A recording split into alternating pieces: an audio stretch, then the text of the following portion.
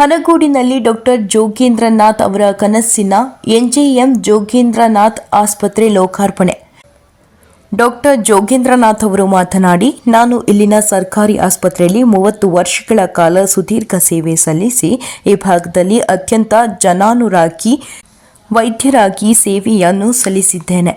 ನಿವೃತ್ತಿ ಹೊಂದಿದ ನಂತರ ಇದೇ ಗ್ರಾಮದಲ್ಲಿ ಜನರಿಗೆ ಒಂದು ಸುಸಜ್ಜಿತ ಆಸ್ಪತ್ರೆ ನಿರ್ಮಿಸಿ ಕಡಿಮೆ ವೆಚ್ಚದಲ್ಲಿ ಗುಣಮಟ್ಟದ ಚಿಕಿತ್ಸೆ ನೀಡುವ ಸಾಮಾಜಿಕ ಕಳಕಳಿ ಹೊಂದಿದ್ದೇನೆ. ಹನಗೂಡಿನಲ್ಲಿ ಸೇವೆ ಸಲ್ಲಿಸಿ ನಿವೃತ್ತಿ ಹೊಂದಿರುವುದು ನನಗೆ ತುಂಬಾ ಸಂತೋಷ ಕ್ಷಣವಾಗಿದೆ.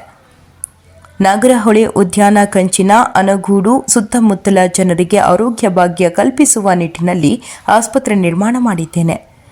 ಮಲೆನಾಡಿನ ಈ ಪ್ರದೇಶದಲ್ಲಿ ಆದಿವಾಸಿಗಳು ಹೆಚ್ಚಿದ್ದು ಸಾಂಸ್ಕೃತಿಕವಾಗಿ ಶ್ರೀಮಂತವಾಗಿದೆ. ಇಲ್ಲಿಯ ಜನರ ಪ್ರೀತಿ ಗಳಿಸಿದ್ದೇನೆ ಎಂದು ಹೆಮ್ಮೆ ನನಗಿದೆ. ಉಸಿರು ಕೊಟ್ಟ ಊರು ನನ್ನದಾದರೆ ಬದುಕು ಕೊಟ್ಟಿದ್ದು ನನ್ನ ಪ್ರೀತಿಯ ಅನಗೂಡು.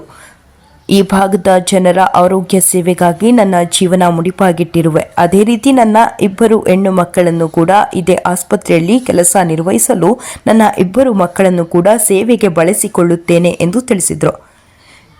ವರದಿ ಟಿಎಸ್ ಶಶಿಕಾಂತ್, ಮೈಸೂರು ಜಿಲ್ಲೆ. ನಮಸ್ಕಾರಗಳು. ನಾನು ಡಾಕ್ಟರ್ ಎನ್ ಜೋಗೇಂದ್ರನಾಥ್ ಅಂತ. ಇಲ್ಲಿ ಪ್ರಾಥಮಿಕ ಆರೋಗ್ಯ ಹನಗೂಡಿನಲ್ಲಿ ಕಳೆದ 28 ವರ್ಷಗಳಿಂದ ನಾನು ಇಲ್ಲೇ ವೈದ್ಯಾಧಿಕಾರಿ ಕೆಲಸ ಮಾಡ್ಕೊಂಡು ಬರ್ತಾ ಇದ್ದೀನಿ. ಕೆಲಸ ಮಾಡ್ಕೊಂಡು ಬರ್ತಾ ಇದ್ದೀರಾ ಸರ್? ಈಗ ತಮ್ಮ ಸೇವೆ ಜನಕ್ಕೆ ಯಾವ ರೀತಿ ಮುಟ್ತಾ ಇದೆ ಸರ್? ನಾನು ಕೆಲಸ ಸೇರಿದಾಗಲಿಂದನೂ ಕೇಂದ್ರ ಸ್ಥಾನದಲ್ಲಿ ಉಳ್ಕೊಂಡು ಕೆಲಸ ಮಾಡೋಕ್ಕೆ ಶುರು ಮಾಡಿದೆ. ಇದು ತಮಗೆಲ್ಲ ಗೊತ್ತಿರೋ ಕಾಡಂಚಿನ ಪ್ರದೇಶ ಮತ್ತು ST SCs ಮತ್ತು ಹಿಂದುಳಿದ ವರ್ಗದವರು ಇರೋಂಥ ಪ್ರದೇಶಗಳು ಕಾಡಂಚಿನ ಪ್ರದೇಶ, ರೈತಾಪಿ ವರ್ಗದವರು ಮತ್ತು ಕೂಲಿ ಕಾರ್ಮಿಕರಿರೋಂಥ ಪ್ರದೇಶಗಳಿವು. ನಾನು ಬಂದಾಗ ಎಲ್ಲ 1990 ನಾನು ಬಂದಾಗ ಯಾವುದೇ ಥರ ರೋಡ್ಗಳಾಗಲಿ ವ್ಯವಸ್ಥಿತವಾಗಿ ವೆಹಿಕಲ್ಗಳಲ್ಲಿ ಏನಿರಲಿಲ್ಲ. ಅವಾಗ ಆ ಟೈಮಲ್ಲಿ ನಾನು ಬಂದಾಗ ಆರೋಗ್ಯಗಳ ಸೇವೆ ಸಿಗಬೇಕು ಅನ್ನೋ ಭಾರಿ ಕಷ್ಟ ಇದ್ದ ಟೈಮಲ್ಲಿ ನಾನು ಬಂದಿದ್ದೆ. ಇಲ್ಲಿ ನಮ್ಮ ರೈತರದ್ದು ಕಷ್ಟ ಕಾರ್ಪಣ್ಯಗಳನ್ನ ಅರ್ಥ ಮಾಡ್ಕೊಂಡು ನಾನು ಮೋಟ್ರ್ ಬೈಸ್ಕಲ್ನೆಲ್ಲ ಅವ್ರ ಮನೆಗಳಿಗೆ ಭೇಟಿ ನೀಡಿ ಚಿಕಿತ್ಸೆ ಕೊಡ್ತಾಯಿದ್ದೆ. ಅವ್ರು ರೋಡ್ಗಳು ಸರಿಯಿಲ್ಲದ ಟೈಮಲ್ಲಿ. ಸೊ ಹಾಡಿಗಳು ಜಾಸ್ತಿ ಇರೋಂಥ ಜಾಗ ಇದು. ಅವ್ರಿಗೆ ಅಷ್ಟು ತಿಳುವಳಿಕೆ ಇರೋದಿಲ್ಲ ಮತ್ತು ಆರೋಗ್ಯದ ಬಗ್ಗೆ ಗಮನ ಕೊಡೋಷ್ಟು ಅವ್ರಿಗೆ ತಿಳುವಳಿಕೆ ಇಲ್ಲದ ಕಾರಣ ನಾನು ಅದೆಲ್ಲ ಅರ್ಥಕೊಂಡು ನಾನು ಕೇಂದ್ರಸ್ಥಾನ ಉಳ್ಕೊಂಡು ಅವ್ರಿಗೆ ಎಲ್ಲ ಸೇವೆಗಳು ನಾನು ನೀಡ್ತಾ ಬಂದಿದ್ದೇನೆ. ಹಾಗಂದರೆ ನಾನು ಇಲ್ಲಿ ತನಕ ಕೊಟ್ಟಿರೋ ಸೇವೆಗಳು ಮುಖ್ಯವಾಗಿ ಅಂದರೆ ಹೆರಿಗೆ ಸೇವೆಗಳು, ಮಕ್ಕಳು ಬಾಣ್ತಿಯರ ಸೇವೆಗಳು ಮತ್ತು ಇಲ್ಲಿ ವಿಷ ಪ್ರಾಶನ ಜಾಸ್ತಿ ಆದ ಕಾರಣ, ಇಲ್ಲಿ ವಿಷ ತೊಗೊಂಡು ಬರೋದು ಜಾಸ್ತಿ ಇದ್ದ ಕಾರಣ ನಾನು ಇಲ್ಲೇ ಇಮ್ಮಿಡಿಯೇಟಾಗಿ ಟ್ರೀಟ್ ಮಾಡಿ ಸುಮಾರು ಹಲವಾರು ಜೀವಗಳನ್ನ ಉಳಿಸಿರೋಂಥದ್ದು ನಂಗೆ ನೆಮ್ಮದಿ ತಂದಿದೆ ಮನಸ್ಸಿಗೆ. ಆದರೆ ನಾನು ಇಲ್ಲೇ ಕೇಂದ್ರ ಉಳ್ಕೊಂಡಿರೋದ್ರಿಂದ ರೌಂಡ್ ದಿ ಕ್ಲಾಕ್ ಕೆಲಸ ಮಾಡೋದ್ರ ಕಾರಣ ಎಲ್ಲ ಸೇವೆಗಳು ನಾನು ತಲುಪಿಸಿದ್ದೀನಿ ಅಂತ ನನಗೆ ಅಂದ್ಕೊಂಡಿದ್ದೀನಿ. ಮತ್ತು ನಾನು ಇಲ್ಲೇ ಕೆಲಸ ಮುಂದುವರ್ಸೋಕ್ಕೆ ಕಾರಣ ಏನಂತ ಹೇಳಿದ್ರೆ, ಇಲ್ಲಿ ಈ ಭಾಗದವನಂತರ ನಾನು ಎಲ್ಲ ಊರುಗಳ ಒಬ್ಬ ಸದಸ್ಯನಾಗಿ ನಂತರ ನಾನು ಭಾವಿಸ್ಕೊಂಡು ನಾನು ರಿಟೈರ್ಡ್ ಆದಮೇಲೆ ಏನು ಮಾಡಬೇಕು ಅಂತ ಯೋಚನೆ ಮಾಡಿದಾಗ ಇಲ್ಲೇ ಒಂದು ಹಾಸ್ಪಿಟಲ್ ತೆರೆದು ಈ ಜನಗಳಿಗೆ ಸೇವೆ ಮಾಡೋಣ ಅಂತ ಮನಸ್ಸು ಮಾಡಿ, ನಾನು 2 ಹೆಣ್ಮಕ್ಳು ಡಾಕ್ಟರ್ ಆಗಿರೋ ಕಾರಣ ಅವ್ರನ್ನೂ ಉಪಯೋಗಿಸ್ಕೊಂಡು ಇಲ್ಲಿ ಕೆಲಸ ಮಾಡಿ ಬಡ ಜನರು ಮತ್ತು ರೈತಾಪಿ ವರ್ಗದವರು, ಕೂಲಿ ಕಾರ್ಮಿಕರು, ಗಿರಿಜನರು, ಹಿಂದುಳಿದ ವರ್ಗದವ್ರಿಗೆ ನಾನು ಚಿಕಿತ್ಸೆ ಕಡಿಮೆ ವೆಚ್ಚದಲ್ಲಿ ಚಿಕಿತ್ಸೆ ಮಾಡಿ ಅವ್ರಿಗೆ ಒಂದು ಸೌಕರ್ಯ ಮಾಡಬೇಕು ಅನ್ನೋ ಮನಸ್ಸಿಟ್ಟು ನಾನು ಇಲ್ಲಿ ಕೆಲಸ ಮಾಡ್ತಾಯಿದ್ದೀನಿ. ಸರ್, ಈಗ ಒಬ್ಬರು ವೈದ್ಯರಾಗಿ ಕೆಲಸ ಮಾಡ್ತಾ ಇದ್ದೀರಾ. ಕೆಲವು ಕೇಂದ್ರ ಸ್ಥಾನದಲ್ಲಿ ಇರಲ್ಲ, ಎಲ್ಲ ಹೊರಗಡೆ ಎಲ್ಲ ಹೋಗ್ತಾ ಇರ್ತಾರೆ, ಹಾಸ್ಪಿಟ್ಲಿಗೆ ಬರ್ತಾರೆ ಹೋಗ್ತಾರೆ. ಅಂಥದ್ರಲ್ಲಿ ತಾವು ಕೇಂದ್ರ ಸ್ಥಾನದಲ್ಲೇ ಉಳ್ಕೊಂಡು ಜನಗಳನ್ನ ನಾಡಿ ಮಿಡಿದು ಯಾವ ರೀತಿ ಅರ್ತಿದ್ದೀರಾ ಸರ್?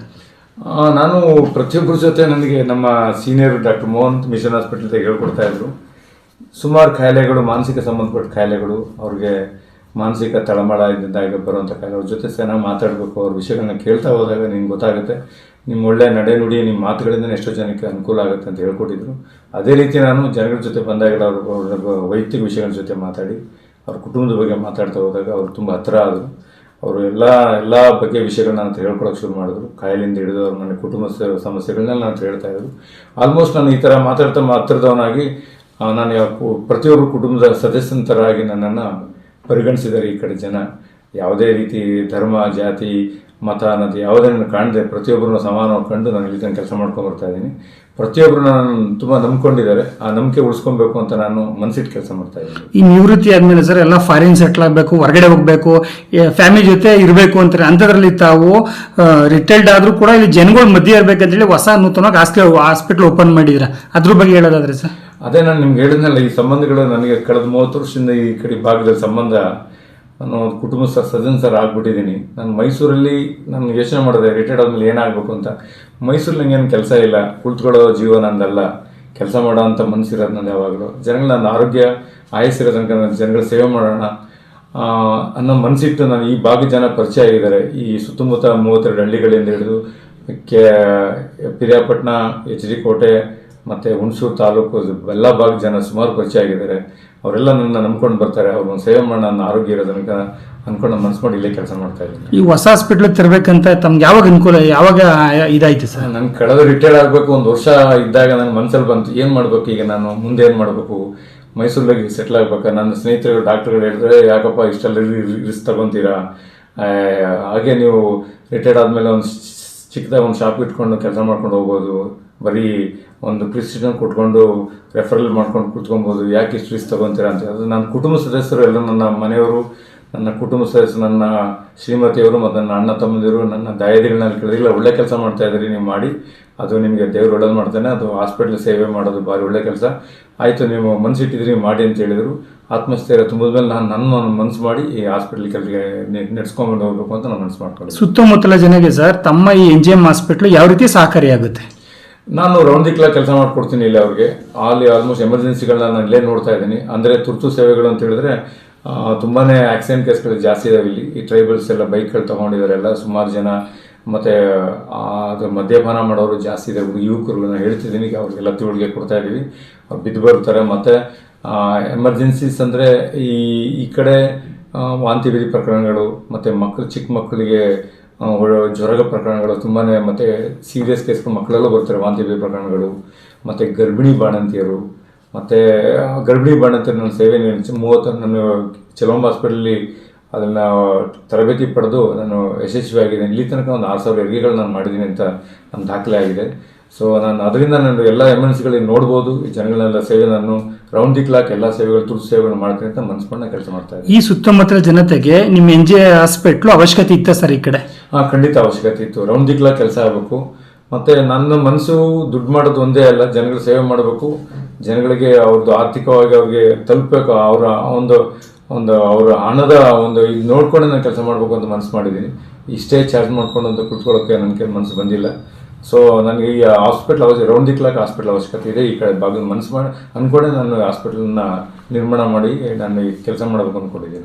ಖಾಸಗಿ ಆಸ್ಪತ್ರೆ ಸರ್ ಇಲ್ಲಿಂದ 15 ಕಿಲೋಮೀಟರ್ ದೂರ ಆಗುತ್ತೆ, ಜನಕ್ಕೆ ಇದು ಹತ್ರ ಇದು ತುಂಬ ಅನುಕೂಲ ಆಗುತ್ತೆ. ತುಂಬ ಅನುಕೂಲ. 32 ಇಲ್ಲಿ 12 ಕಿಲೋಮೀಟರ್ ಭಾಗದಲ್ಲಿ ಹಳ್ಳಿಗಳು ಹಂಚೋಗಿದ್ದಾವೆ, ಕಾಡಂಚಿದು. ಈ ಕಡೆ ಬಿಲ್ಲೆ ಹೊಸಳ್ಳಿ, ಕೋಂಡ್ ಹೊಸಳ್ಳಿ ಅಂತ ಈ ಕಡೆ ಎಲ್ಲ ಭಾಗಗಳಿದ್ದಾವೆ. ಸೊ ಈ ಭಾಗದಿಂದ ಜನಗಳು ಹುಣಸೂರು ವಿಷ ಕುಡಿದವರೆಲ್ಲ ಹೋಗ್ಬೇಕು ಅಂತ ಹೇಳಿದ್ರೆ ತುಂಬಾ ಒಂದು ಅರ್ಧ ಗಂಟೆ 1 ಗಂಟೆ ಆಗೋಗುತ್ತೆ. ಅಥವಾ ಒಂದು ಹೆರಿಗೆ ಪ್ರಕರಣಗಳು ಅಥವಾ ಎಮರ್ಜೆನ್ಸಿ ಬಂದಾಗ 1 ಅವರ್ ವೆಹಿಕಲ್ ಸಿಕ್ಕಿಲ್ಲ ಅಂದ್ರೆ 2 ಅವರ್ ಆಗೋಗುತ್ತೆ. ನಾನು ಇಲ್ಲಿದ್ದರೆ ನಾನು ಎಲ್ಲ ಥರನೂ ಅವ್ರಿಗೆ ಸೇವೆ ಮಾಡುವಂತ ಮನಸ್ಸಲ್ಲಿ ನಾನು ಅಂದ್ಕೊಂಡಿದ್ದೀನಿ. ಕೊನೆಯದಾಗಿ ಏನು ಹೇಳಪ್ಪತ್ತೀರ ಈ ಭಾಗದ ಜನತೆಗೆ?